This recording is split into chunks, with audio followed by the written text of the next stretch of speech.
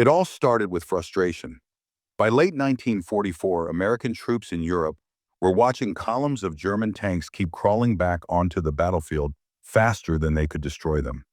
Tank after tank, Panthers, Tigers seemed endless. Air cover helped, sure, but bad weather, clogged runways, and overworked fighter bombers left ground units stuck and stranded. Somewhere on a rain-soaked airstrip in France, a group of U.S. Army Air Force engineers stared at a parked C-47 cargo plane, and someone half-jokingly said, "What if we just put guns on that thing?" No one laughed. That single offhand comment started one of the wildest improvisations of World War II, an attempt to turn an unarmed, lumbering transport plane into a tank killer almost overnight. It wasn't about following rules anymore. It was about desperation and creativity meeting at midnight. The C-47 Skytrain was the unglamorous workhorse of the war. It carried paratroopers into Normandy, dropped supplies over Bastonia, and brought the wounded out of hell. But it wasn't built for fighting. It had thin aluminum skin, no armor plating, and engines made for endurance, not dogfights. Yet, as the Allies moved deeper into Europe, engineers realized they could not wait for new planes from factories back home. They had to use what was already sitting on the tarmac. Reports from the front said Allied infantry were pinned by tanks in foggy villages. Close air support fighters like P-47s and Typhoons couldn't get there fast enough. Ground crews started asking, what if our cargo planes could fill the gap? They already had range, space for cargo, and strong frames. With the right guns, maybe these flying trucks could bring destruction just long enough to turn a battle. So, one freezing December evening in 1944, engineers at a forward air depot began stripping a C-47 to its core. They took out extra seats, welded on reinforced plates, and scavenged spare 75 Lebanus M4 cannons, the same ones used on Sherman tanks. Some versions even added underwing rocket tubes borrowed from P-38 Lightnings. It was chaotic, unauthorized, and almost insane. But wartime innovation rarely waits for permission. Rumors spread across airfields that the guys in the hangar were building a monster. Pilots laughed at first until they saw the black-painted C-47 roll out with a huge cannon sticking through the nose cone. Someone called it the Dragon Wagon. Another pilot nicknamed it Sky Reaper. The first test shots shook the whole airfield. The recoil nearly tore the nose apart, and the mechanics scrambled to reinforce the structure with steel beams they had scavenged from wrecked jeeps. They worked fast and under pressure, and they recalibrated the flight trim, adjusted engine torque, and retested the guns again, and finally the aircraft fired successfully. A transport plane had just become a flying artillery piece, and that's where the real madness began. The commanders were skeptical but curious, and they gave the order. Try it if it works. We'll see. The engineers barely slept that night, hammering and rewiring until dawn, because they knew this mission could be a miracle or a funeral by sunrise. The world was about to see something nobody had ever seen before. A cargo plane turned into a tank buster. Cargo planes were never meant to fight wars. They were meant to feed them. The C-47 Skytrain, or Dakota as the British called it, was designed in the late 1930s for one clear purpose: to carry people and things safely from one place to another. It did not have gun mounts. It did not have armor. It was basically an airborne truck with wings, and yet by the winter of 1944, that very truck was being asked to do the work of a tank destroyer. To see how insane that sounds, compare the C-47 to planes built for war like the A-20 Havoc or the P-47. Thunderbolt? Those were sleek, muscular machines armed to the teeth. The A-20 carried bombs under its belly, with machine guns in the nose and turrets to protect its tail, and the P-47 was the heavyweight boxer of the skies, a single-engine brute that could dive, strafe, and climb away before enemy flak even found its range. Now picture a C-47 beside them. Twin engines, massive wingspan painted olive drab, an unarmored belly, slow as a school bus, with a top speed just under 230 miles per hour, about half that of a fighter. If a Messerschmitt Bf-109 or an FW-190 got within a few miles, it was target practice, but the Americans had more C-47s than anything else, and that made engineers think, why not repurpose abundance? The idea was not totally new. Earlier in the war, the British had tried converting transports into emergency strike planes in North Africa. And in the Pacific, U.S. pilots had already tested strapping rockets to slow-moving planes to hit Japanese supply barges. So these steps were risky, but they had some history to follow, and they kept pushing anyway. The difference here was scale. The European front needed something that could punch through tank armor, not just strafe trucks. So engineers studied the C-47 structure like doctors preparing for a risky surgery. The plane's frame could handle extra weight, but only just barely. Every addition had to be carefully balanced. A cannon in one spot meant removing fuel tanks somewhere else. They carved holes through the nose to fit the cannon and rewired the cockpit so the co-pilot could act as the gunner. It was improvisation in its rawest form. Inside the hangar, you could feel the tension between pilots and mechanics. The pilots had flown these planes through flak storms over Arnhem and Normandy. They knew how fragile the planes were. "You're turning my taxi into a fighter," one of them joked, half nervous, half proud. The engineers grinned back, saying only if it survives takeoff.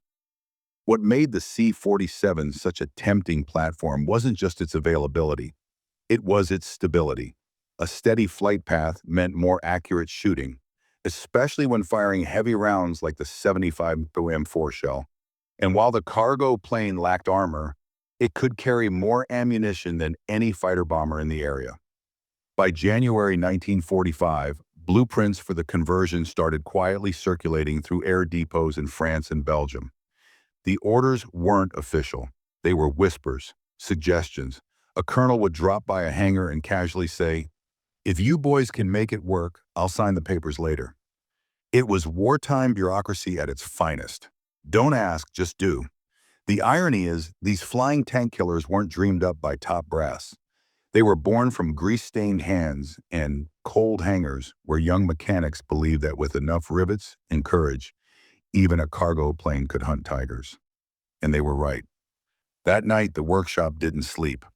A dozen men worked under bare bulbs and floodlights, tools clanging, wrenches echoing off corrugated walls. They had just one order from their commanding officer.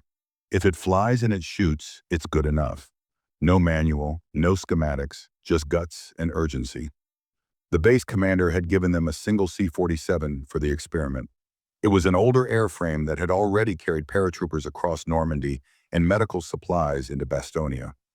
Now it sat stripped bare, floor plates removed, cargo doors unbolted, and seats stacked in a heap nearby.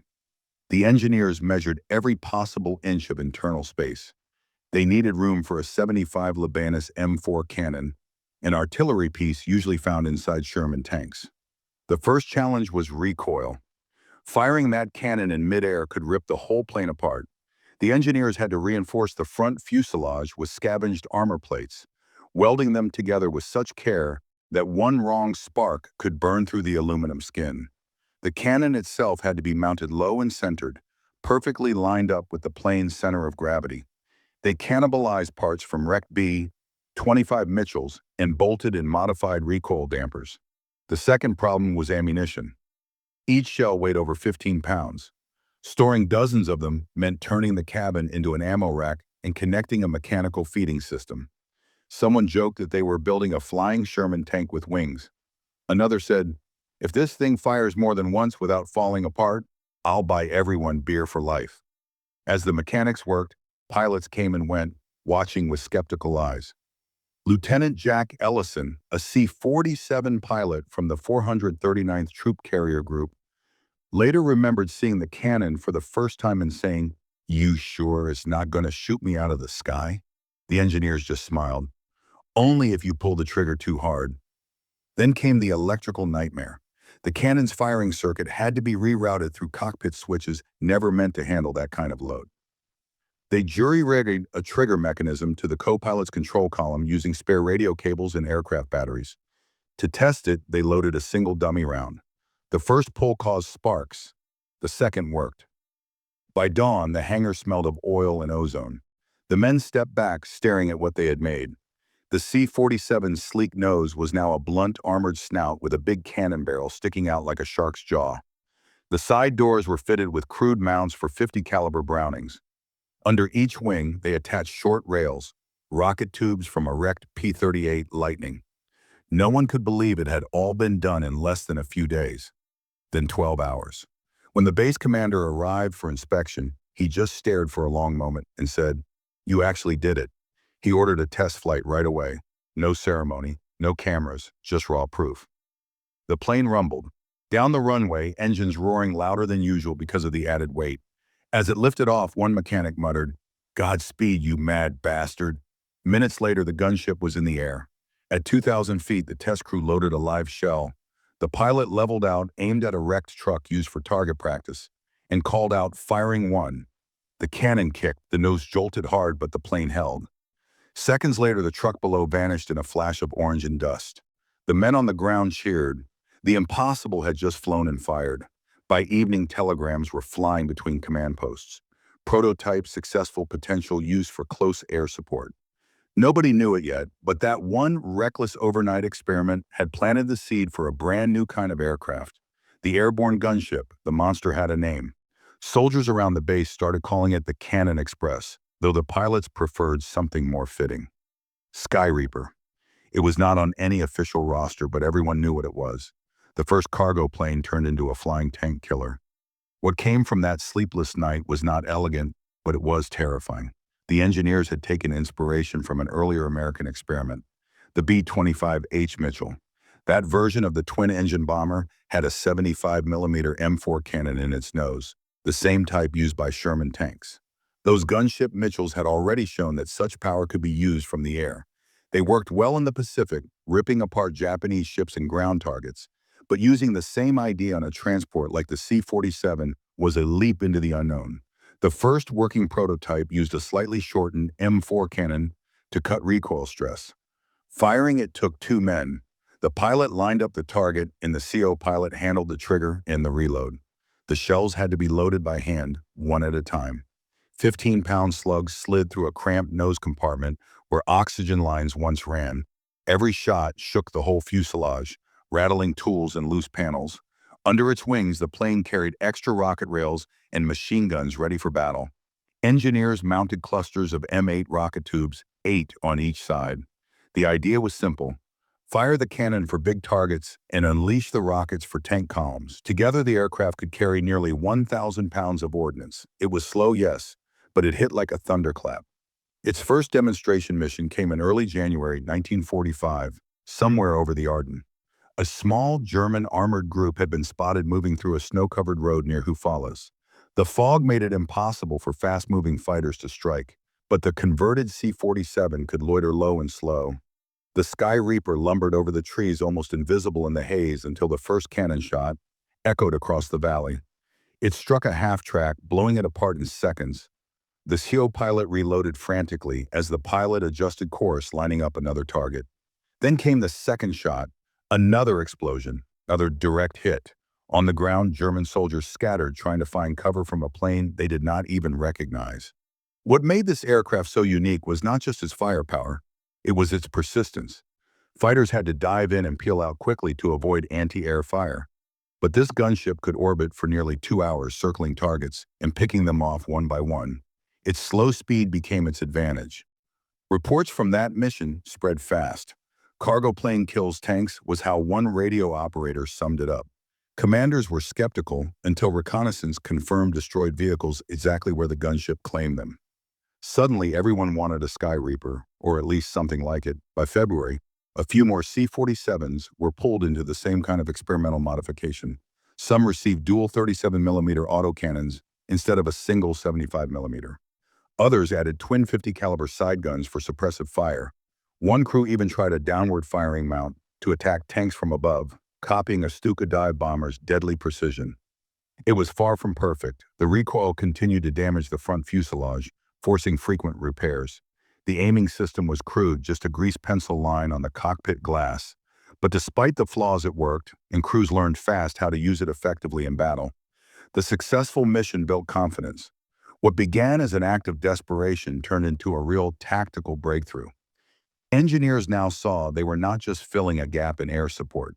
They were rewriting the rulebook on how aircraft could control ground fighting. As those improvised gunships rolled back into base with their fuselages scarred and smoking, the men who built them finally understood they had changed a cargo hauler into something totally new, a symbol of American ingenuity under fire. The true test came when theory met chaos, real combat under pressure, not neat tests on empty fields. By March 1945, the Allies were pushing deep into Germany, and armored resistance was everywhere. The Sky Reaper was sent to escort a convoy moving near the Rhine, its job to suppress enemy armor and to watch for an ambush. Nobody knew if it would come back. The morning of the mission, frost still coated the wings. The crew of 4 checked the mounts, counted the shells, and prayed the airframe would hold. The pilot, Captain Howard "Red" Morgan, had flown dozens of supply missions, but this was his first as a gunship commander. As the engines roared, he looked at his co-pilot, grinned, and said, "Let's see if she bites." The C-47 lifted off slow and heavy with extra armor and ammunition, making it feel reluctant. The ground fell away in a patchwork of white fields and blackened woods. Ahead lay the target, a German column retreating through a small village outside Remagen, the same village that had taken 2 days of artillery fire. They could already see smoke when they arrived, coming in low. Morgan said, pulling the throttles back. The plane shuddered as they dropped to 500 feet. The co-pilot leaned on the crude sight, really just a piece of glass with a grease mark, and lined up the shot, target locked. He muttered, "Boom!" The recoil hit like a hammer. The cockpit shook and the gauges flickered. Down below, a Panzer IV burst into flames. The co-pilot laughed in disbelief. "Direct hit!" he shouted. The pilot banked left, circling again as flak burst around them. They loaded another shell. 13 seconds to push it in, lock it, and fire again. Boom! Another strike, this time on a half-track convoy. Smoke covered the road and men on the ground scrambled for cover, while the Sky Reaper circled ready to strike again. The Germans were firing back now, their 20mm guns flashing from the tree line. The C-47's right wing took a hit, tearing a fist-sized hole through the aluminum.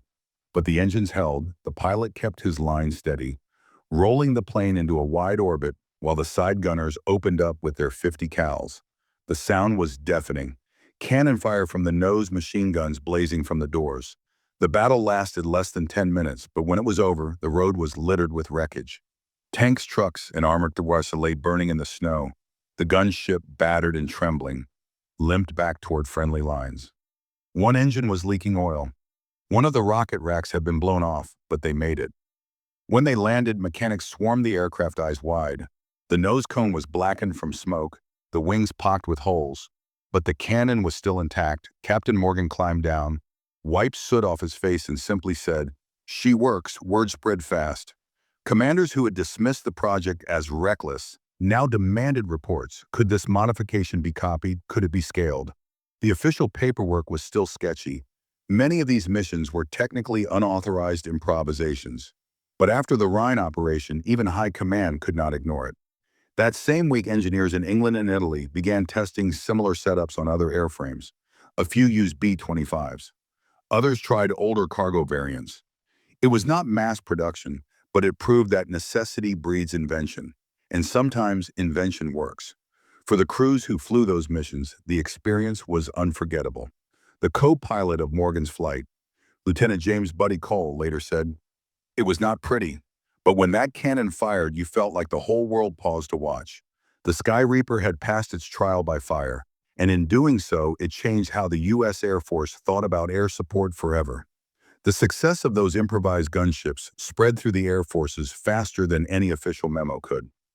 By the time American troops were crossing the Rhine in March 1945, engineers and pilots across Europe were copying the idea in small local versions. No two looked the same. Each one was a Frankenstein of scavenged weapons, spare mounts, and field ingenuity. But the idea was the same: turn slow planes into heavy hitters. The results shocked even the most seasoned commanders and changed air war tactics quickly. Generals were stunned. These modified cargo planes, though never built for combat, proved that low-speed stability could beat raw speed for close-at air support. While fighters had to zoom past at nearly 400 miles per hour, these improvised gunships could hang over a battlefield, like vultures, and strike with terrifying accuracy. Infantry units on the ground began calling for them directly by radio, asking for the truck with wings. What started as a field experiment soon became a new way of thinking.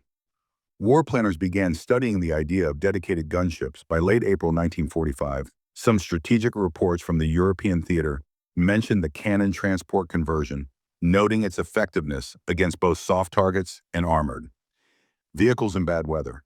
But the war was ending fast, and mass production never followed. The idea had to wait for the next conflict. Yet the seed had been planted. When the Korean War started 5 years later, the Air Force remembered those scrappy improvisations. And by the time Vietnam escalated in the 1960s, the concept came back stronger. This time it was official, refined, and deadly. Enter the AC-47. Spooky, it looked familiar. The same C-47 airframe, now reinforced armored and fitted with three side-mounted 7.62mm miniguns, able to fire thousands of rounds per minute. Instead of tank-busting cannon shells, it used streams of tracers and aerial firestorm that lit the jungle at night. American troops called it Puff the Magic Dragon. The idea traced straight back to those improvised 1944 conversions, the same belief that a cargo plane could be more than a hauler. The Air Force then refined the idea again with the AC-119 and later the AC-130 Spectre. The Spectre became the ultimate version, a flying fortress that could loiter for hours with side-mounted howitzers and autocannons guided by computerized fire control. Each step from the C-47's one-night modification to the multi-million-dollar AC-130 built on the same base. Slow, steady, brutally precise firepower. And none of it would have happened without a few exhausted engineers welding cannons to a transport plane in a muddy hangar in France. Historians later found scattered field reports describing those early tank killer conversions. Most were small local projects, but they changed doctrine and helped shape later aircraft and modern tactics. And history remembers their grit. Handwritten logs and maintenance notes were barely saved. One memo from February 1945 said simply, "Converted transport used in ground assault roll cannon, effective, recommend further testing." That dry line could be the quiet birth certificate of the modern gunship. The amazing part is how informal it all was. There was no Project Sky Reaper in the files, no classified operation, and no War Department. Okay to start it. These were men who saw a problem, a lack of close air support, and fixed it with what they had on hand. It is the kind of improvisation that only happens when rules bend under pressure. From there, military aviation changed forever. The lesson stuck. Speed is not everything. Sometimes a slow, steady, reliable plane, if armed right, can control a battlefield in ways no sleek fighter can. That is why decades later, when AC-130s flew over Afghanistan and Iraq, many airmen quietly nicknamed them Sky Reapers too. A clear echo of that muddy French hangar where it began. When the war ended in May 1945, the improvised Sky Reaper gunships were quietly scrapped, melted back into spare aluminum for post-war transports. No parades, no medals, just a quiet disappearing into history. Yet the men who built and flew them remembered every second the sparks, the fear, and the impossible recoil that somehow did not tear their plane apart. Most of those engineers and pilots were ordinary servicemen, mechanics barely in their 20s, and pilots used to flying paratroopers or supplies. They were not weapons designers. They did not follow blueprints. They were problem solvers with wrenches, guts, and too much adrenaline. In the logbooks, the story takes barely a paragraph, but in reality, it changed warfare forever. A few years later, when the Air Force developed true attack aircraft, some of those same engineers were quietly asked for advice. They never bragged, but their fingerprints were on everything that came after, from early gunship tests to the idea of persistent airborne fire support. The simple idea that a plane could hang over the battlefield, not just fly past, came from those forgotten nights. Their small work and hard nights planted a seed that grew into a new kind of air power and left a quiet, lasting legacy. Crew chiefs like Sergeant Bill Porter later told a journalist in the 1960s, "We weren't trying to invent history. We were just trying to keep our boys alive another day." His words captured the heart of wartime innovation, not glory, but survival. And it wasn't just about machines. The Sky Reaper story showed that innovation doesn't always come from headquarters or labs. It often starts in a cold hangar with a few sleepless men staring at an impossible problem. They didn't have months. They didn't have factories. They had a deadline, dawn. And by dawn, they had a working gunship. Decades later, when the AC-130 Spectre gunship became one of the most feared planes in the world, silently circling jungles and deserts and raining precise fire on enemy positions. Those old veterans who worked on that first cargo conversion must have felt something familiar. They had seen it before in the smoke and sparks of 1944.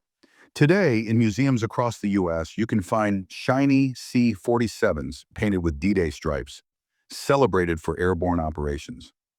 But none show the scars of those wild experiments. No cannon-mounted nose, no scorched fuselage. The Air Force never officially recorded them as a model. Their story survived mostly through the words of the men who were there, whispered at reunions and in veterans' interviews. Yet their legacy is clear. They took a slow, harmless cargo plane and made it spit fire. They blurred the line between transport and war machine, between fear and brilliance. Their courage didn't just fill a gap in a desperate battle. It wrote the first chapter of a new kind of air warfare. The next time you see a modern gunship silently circling above a conflict zone, remember it all began with a handful of grease-stained hands, a scavenged Sherman cannon, and an idea too crazy to ignore. Because sometimes the future of war isn't born in laboratories. It's born overnight in a freezing hangar under the sound of hammering steel, when someone looks at an old cargo plane and says, "Why not?"